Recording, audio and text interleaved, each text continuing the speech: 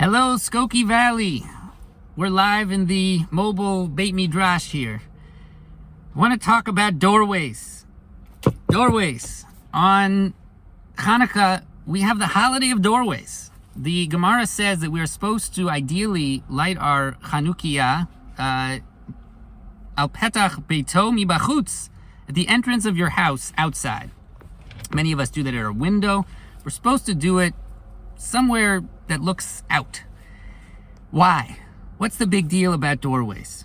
So the obvious answer is we're trying to do Pirsume Nisa, to spread knowledge of the great miracle that happened during Hanukkah. But I think there's additional layers having to do with doorways. There's the mezuzah. Doorway is a place of Torah, and that's part of Hanukkah. The doorway is a place of freedom. An Eved Ivri, a Hebrew slave who decides not to go free, has his ear bolted to the doorway.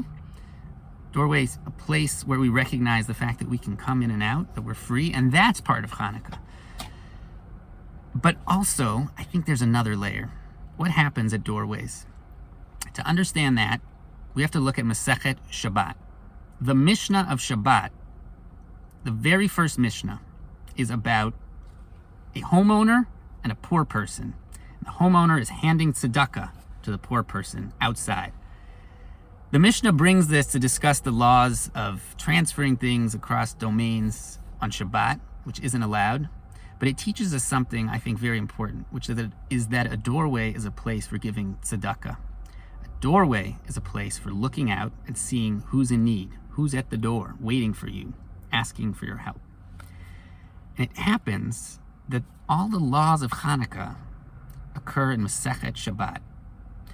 And so, knowing what we know about the beginning of Masechet Shabbat, we can start to understand that there's additional symbolism to the doorway on Hanukkah. That maybe, I believe, when we go to the door on Hanukkah, the rabbis are forcing us to look outside. We're supposed to spread knowledge of the miracle, but in doing that, we're also supposed to see who's at our door, who's down the street, who needs our help. During the coldest, darkest time of the year, we're forced to look outside. And not to just stay inside and enjoy ourselves by the fire, to hoard our wealth or our resources or our time, but to spread them, to spread light, both through the Chanukiah, but also through our actions.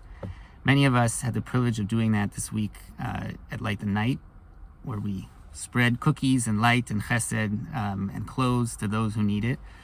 But I think on Hanukkah, we have an opportunity, before we light Hanukkah candles, to just pause for a moment and to look outside and to think, who could use a call? Who could use a little extra time from me?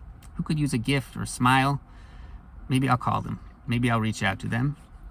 Because this is the Hanukkah, this is the holiday of going forth, of leaving, of looking outside.